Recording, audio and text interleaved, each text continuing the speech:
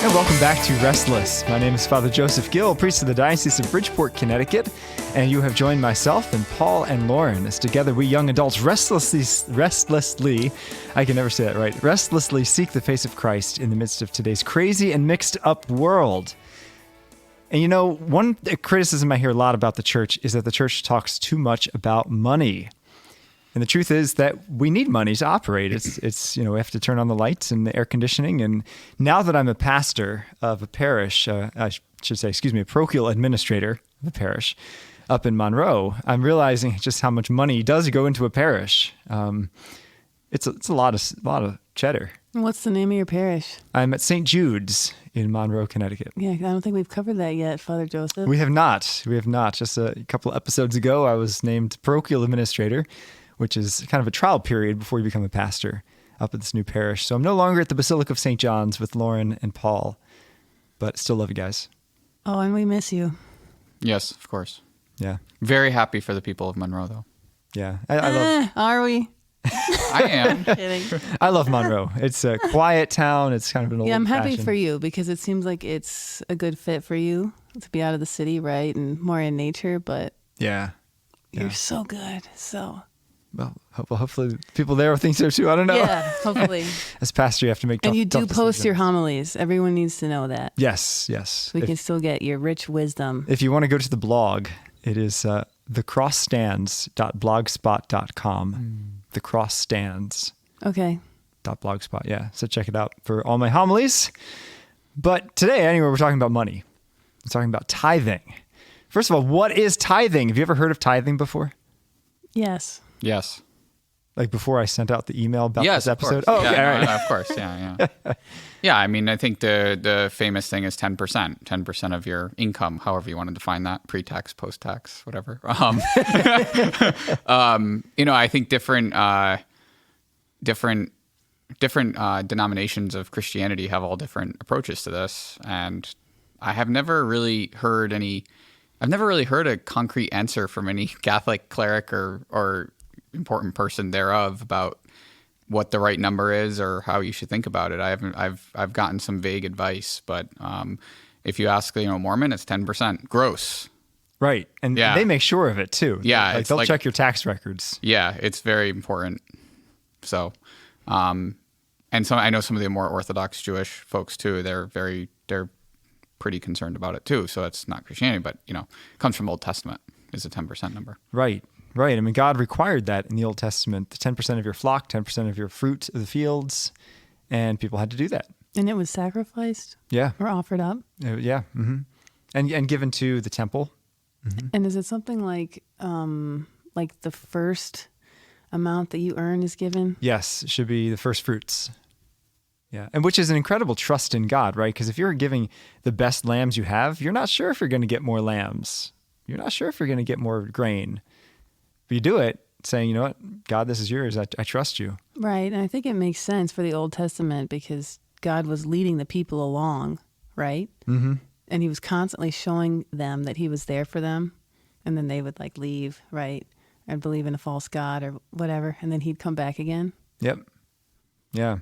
So it's good for the Old Testament. Is it also something we should do in the New Testament?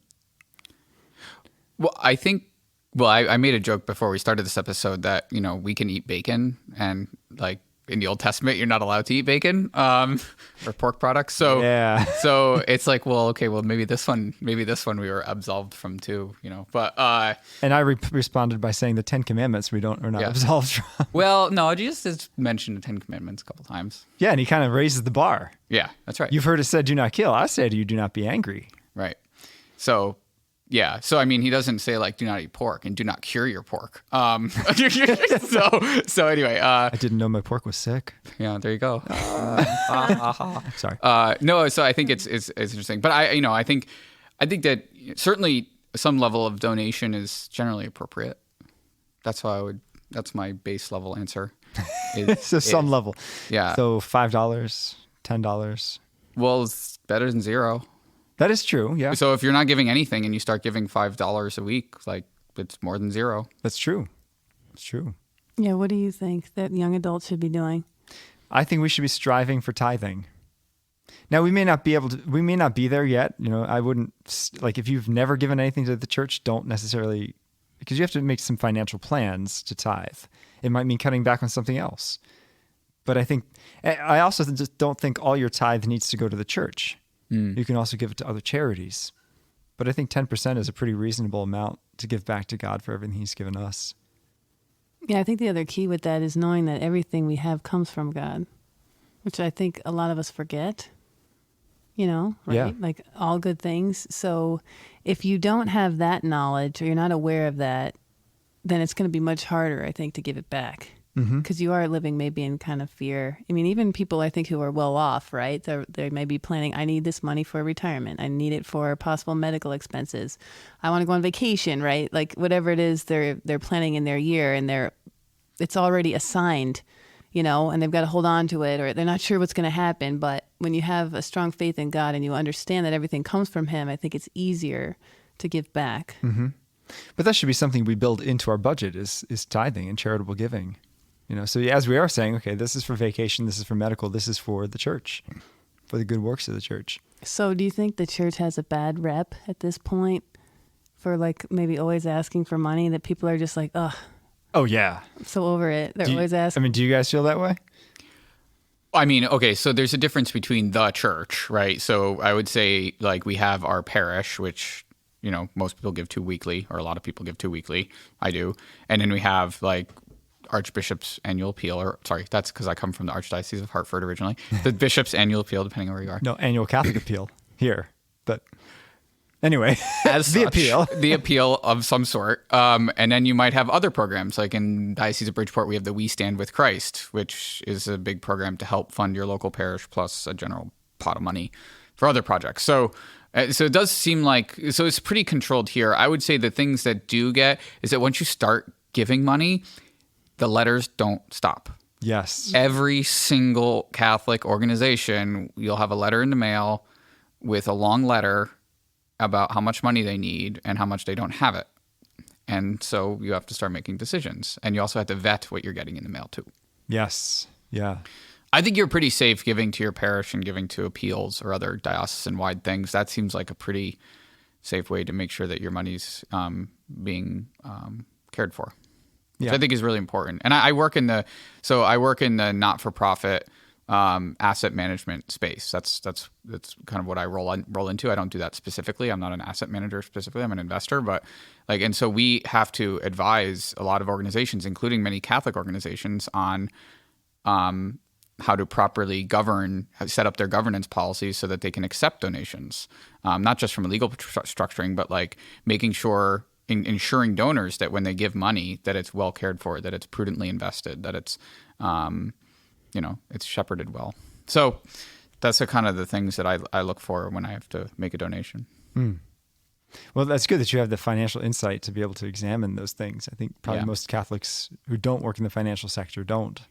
Yeah, you have to be careful because you don't know what organizations are sitting on top of other organizations and what salaries they're pulling. That's not necessary. Sometimes you can circumvent some organizations and get closer to the source where your money's being used for less salaries and more, actual goods. So not that the salaries are necessarily bad. Well, those people have families and stuff too, but it depends on what you want to give for. Yeah, and that's one thing that always turned me off about Catholic Relief Services is that the CEO makes almost $500,000 a year. And it's supposed to be this money that's going to these poor children in Africa and building wells and things. And when you're drawing $500,000, you're like, well, my donation, where's it going? It's going to this person's pocket, Yeah, so I think the answer to that would be is that you have to make sure that the CEOs of these organizations, there's a return. There could be a return on that, right? Either the organization is functioning better, meaning he's implementing or she's implementing cost savings that are exceeding their salary that wouldn't have been there. Their marketing efforts, their fundraising efforts are greater, so they're bringing in more money. So you always have to look at. You can't just. I would caution anyone to just look at the CEO of any organization, especially not for profit, and just say like that's too much money. I'm not going to give, because there's probably a story behind why they're making that and why they're worth that much money.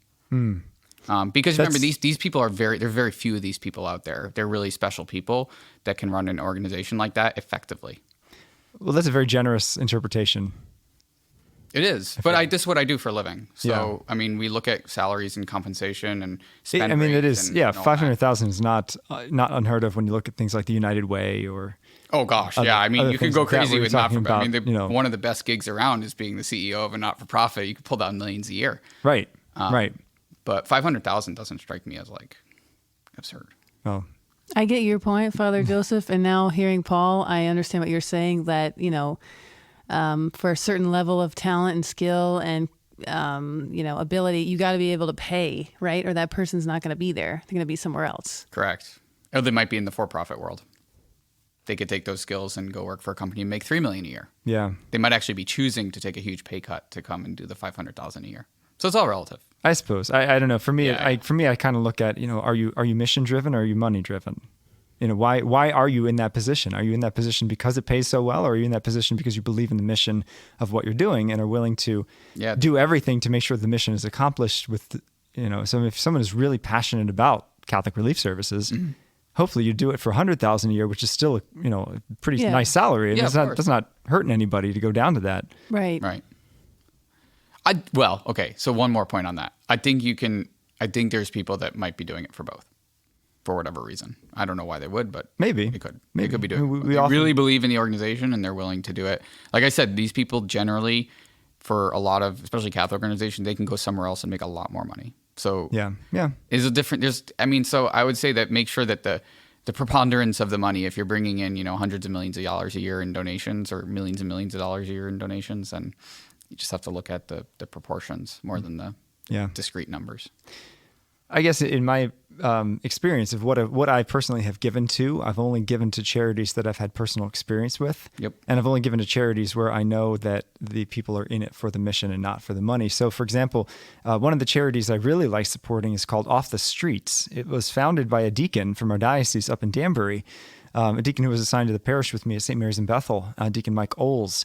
And he founded this great model where basically 100% of the donations go directly to getting people into housing, the homeless. And it pays the security deposit and gives them furniture and gives them a start on food. And it says basically, if you have an income, whether it's disability, Social Security, or or you have a job, then you can have an apartment. We'll pay the security, we'll pay everything else, but you need this income where you can continue to pay rent. And since its inception, probably about 2008, I think it was founded, and it's gotten over 200 people off the streets. But Deacon Mike takes no salary. It's a volunteer position, and phenomenal. there's nobody that works for salary there. It's just people who are so mission driven. So I know every dollar I give is going directly to getting someone off the streets. Right, and that's great. Yeah, Yeah. It's not feasible on a global scale. Yeah. I'm No, sure, but those things, those are really great organizations to give to. Yeah. Like for example, like I mentioned before, I'm part of the Crossroads for Christ organization in Connecticut, and that's a 501c3, and so they take donations, and so there's a few people that work for the parent organization, and they're bootstrapped, meaning that they're every dollar that they raise is meaningful for themselves because they quit their jobs and did this full time to try to expand and grow the mission of the organization. And they took pay cuts, and there was a lot of uncertainty about where the next dollar is going to come from to pay the bills. And so so that one is, I think, similarly, you can really see where the money's going toward. But a lot of the donations are going towards salaries and benefits and software programs. But that's kind of what you need. You need people to do that. So yeah. If you do need people. Yeah. So I'm curious, if you don't mind sharing, what organizations do you support financially? Well, I mentioned one just now, Crossroads for Christ. C4C, yeah. Yes. I've done the various diocesan programs I give to my parish, and then random things here and there. Okay. I've given to like the directly to the new, not through Catholic Charities, but directly to the New Covenant Center here in Stamford, which is it's like a soup kitchen and social work center, if you call it. Yeah, that's a very good organization. Yeah. I'm more of a reactionary giver, where someone asks me for a donation that I know, then I'll give it.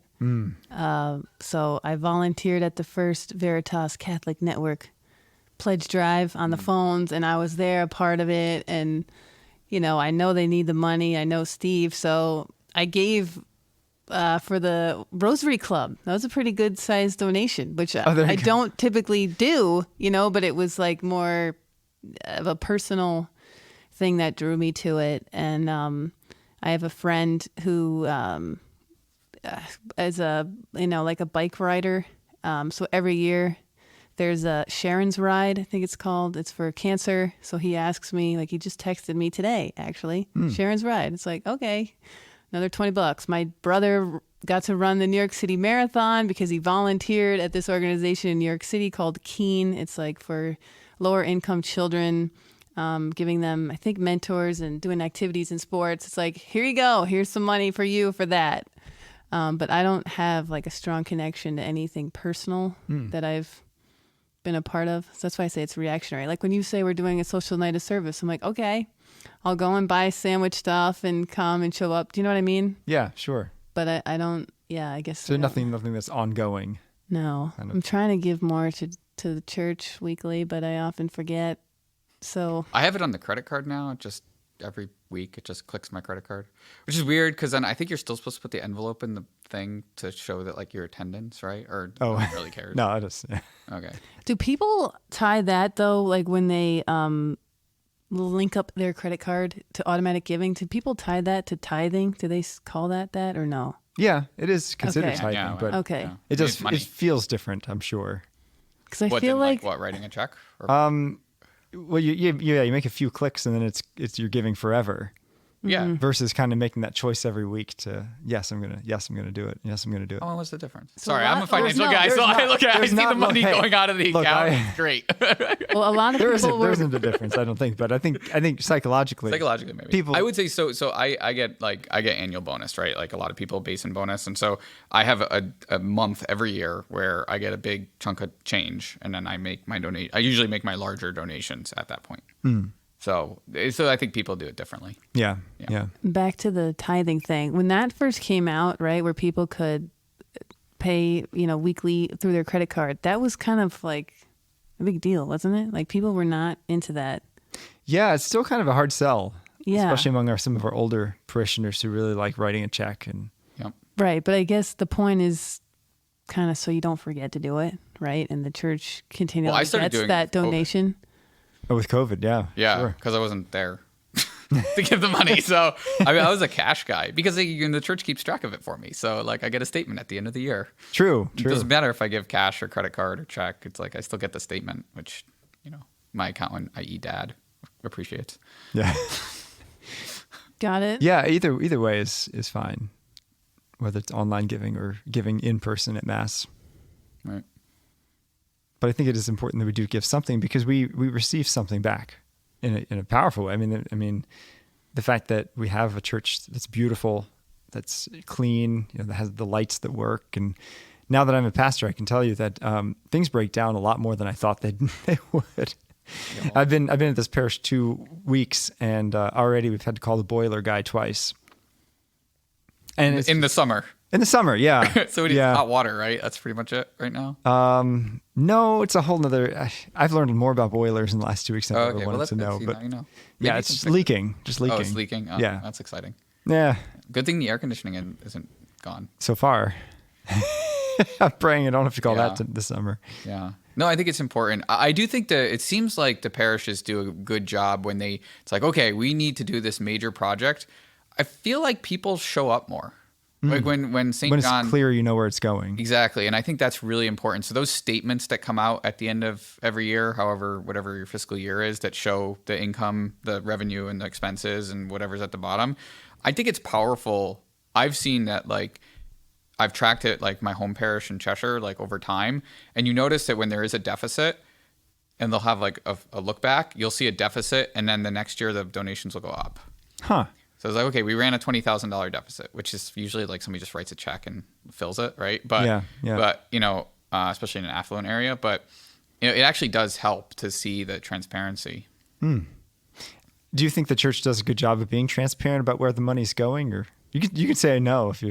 Parishes do an okay job. I think that They're probably not up to industry standards. no, not even close. I would say it depends, though. I would say that if you want to go dig into, the 990 form, which is like the public filing of every not-for-profit, you can probably go on the Diocese of Bridgeport and go find their 990 and look at all the data you want to look at. I actually don't know if churches file 990s. I think they do. But So I think that there's some transparency there. I would say in general, the Catholic Church definitely has a bad rap, especially recently with some of the news about the financial situation of the church. Yeah. It seems like there's a lot of money, but there's a lot of need for money. Yes. It's a paradox. Yes, it is a paradox. And part of that, I can say maybe it's a man thing, but men like to see things that they've created, right? Mm-hmm. You know, we like to build with our hands. We like to see like, I made that. And as a priest, you don't get to do that a whole lot because you kind of sow seeds, but you're not really sure if people are actually going to be disciples or change their life. And so a lot of priests, I've noticed, like to build things and renovate things, sometimes that don't need to be renovated. Right. You know, or not built as extravagantly as they are built. And I think that's part of why maybe people are a little kind of like raise their eyebrows when the church asks for more money, because they're like, well, what building project are we not going to need? Mm-hmm. How do you like the way the Germans do it? Oh, no, that's a terrible idea. Okay, that's a good point. So for those who are listening, how do the Germans do it? So if you're a Catholic on record in Germany, you pay a tax. You have to opt out of it. You don't opt in, you opt out. A tax as a Catholic, and it goes to the church. Yeah. So there tends to be a little bit of power, maybe you could say, with German dioceses. And also, Germany will never preach a difficult message because they don't want people leaving the church. Right, because then you opt out. Right. And then once you opt out, that money stops coming. Right. So it's good until it's not. Yeah. Yep. And that's a challenge I feel now as a pastor, is that, you know, I have to make sure that the people are happy enough to continue giving, but at the same time, I do have to preach the fullness of truth. The fullness of the Catholic truth sometimes is very controversial, especially in today's world. So how do you plan? Well, maybe that's a discussion for another day. I was going to say, how do you plan to balance that? Yeah. Well, you've only been in that for 2 weeks, so this is how I plan to balance that, because I've given it a lot of thought. I really have, because Yeah. I know it's something that a lot of pastors do struggle with. And I think that if you preach the truth and you're doing God's work, God will provide the money. Mm-hmm. I mean, that's true at St. John's. It's a pretty... Yeah, St. John's people, you know, the priests have always preached unvarnished truth. Yeah. Well, Father Al Audet used to say, like, people come to our church because we do Catholic well. Yes. It's true. Yeah. People come from an hour away. Because it's full test Catholicism. It's not watered down. Right. It's the full strength, you know. And that will draw some people and it will repel others. And you just let the chips fall where they may, because ultimately it's the souls, you know. Right. God will provide the money. Yeah. Yeah, we have a diocesan young adult council with the bishop, and it's like, well, the bishop was saying on one thing, so we're on a Zoom call, and he says, well, we're going to need money to do that. Oh, it doesn't matter. Jesus will provide the money. We'll be fine. Good. Let's do it. Good. It's like, He will. And Yeah, it's he true. absolutely will. And then, you know, like we have all these organized foundations in faith, and we stand with Christ, and it's like, oh yeah, look at that. It's $10,000. Yay. Heck, every time I say to the diocese, we need something else for our Restless show, they're like, here's $3,000. Thank you. We got new microphones. Awesome. Thank you. Yeah. We sound good. We do. I will admit, though, you know, growing up and hearing like every year, let's say Bishop's annual appeal, or we're $20,000 short, like that's something I do remember. We're at this amount and we got to get to this amount. I always felt like, well, there's so many very wealthy people, you know. Especially growing up in Greenwich. Yeah. Yeah. Greenwich, Connecticut. It's like someone could take care of that, no problem. Like, I don't have to do anything about that. I mean, at that time I was a kid, so I wasn't giving anyway. And then they'd say, well, we used to get this donation that was, I don't know, let's say $25,000 a year, and we're not getting it this year. But it's like, you still know there are so many other people that can do that. Yeah. So it's this balance, I think. Yeah, I think I see the people that are in the position to be able to do that, they really need to believe in the cause. Yeah. And so I think that the bishop's annual appeal, to me, and maybe because I just haven't read all the material that's available online, it's not as transparent as like We Stand with Christ. Like We Stand with Christ, when we did that at St. John's, it was very clear. Like, we're raising $6 million. We already got this much money from leasing this property. We got this much money that we have to raise from you people, and we're going to get this much money from the rest of the diocese. And like, it was very clear. We're using it for the renovation of here, and we're building a prayer garden. And we're doing this and we're doing that. And it's like, okay, good. Sign. Done. Yep. Right. And it's just very easy. So I think, and so for those things, we were like, St. John's was able to raise $6 million in like 3 months. I mean, it was crazy how fast we raised that money. Yeah. And there's a bunch of people that are like, I'll match 100,000 for the next 100,000 that donates. It's like, okay. It's just, and it just came in. It's just incredible. Wow, that's awesome. But yeah. To your point, I wonder if, and some people have told me this, that the wealthier communities tend to give less. And I don't know why, but Jesus gives that great story about those, the rich people who are walking to the temple, putting in their dribs and drabs, and then that poor widow comes in and she gives everything. Yeah. It may not be much in terms of money, but she's willing to give. And I'll tell you, when I worked for 3 years at the Hispanic parish in Stanford at St. Mary St. Benedict's, the people were not wealthy by any stretch, but they gave. And mostly they gave their time, and they would do anything for the church, building it, fixing it. A lot of them ran landscape companies, so they would fix up the lawn for free. And that was their tithe. Right. So do you think then that you can tithe in other ways other than money? Can you tithe with your time? Can you tithe with your talents? I think tithing is very specifically monetary in nature, or like taking... Yeah, it's something that's monetary or can be quantified very monetarily. So if you buy a bunch of stuff and then donate the stuff, right? It's the same thing, just a unit of account. I don't know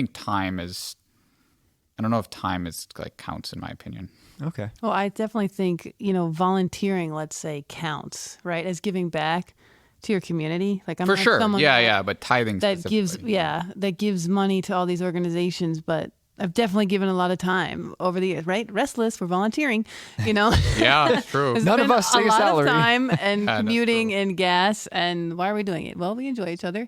And we know that it's something good, so it's a way that we're giving back. Trying to build up the kingdom of God. Yeah. So, and I do that with Ultimate a lot, doing clinics with kids, Yeah. So I definitely feel like that's still worth something. But like you're saying, Paul, I think we are, kind of supposed to and called to give monetarily. So giving in a volunteer sort of way is not the same. Yeah. Yeah, I would agree. Yeah. I would agree. It's like it was the same thing with like fasting, right? Like, or making a Lenten sacrifice or Lenten fast. It's like I always say like, well, if you give up your time, it's like, well, make sure you're giving up your time doing something else, not like giving up your time doing nothing, right? Like, yeah, because it's not really a sacrifice, right? So it's the same kind of thing. Like, sure, yeah. And money for a lot of people is a big sacrifice. It's hard. It is very hard. Yeah. Oh, and can you talk about how at Mass, right, we are also offering up like our donation, right? Like the collection happens, and that is part of the sacrifice. Absolutely. I mean, you think about how much time we spend each week on monetary things. You're working 40 hours a week plus the drive time, so you're talking, 50 hours a week, and so like really, when you offer money, you're offering your life. You're saying these 50 hours that I spent trying to make this money, I'm now giving to God. So it's a really very powerful symbol, I think, of giving at Mass to say, Lord, this is from my week. It's from that time that I spent trying to do what you've called me to do.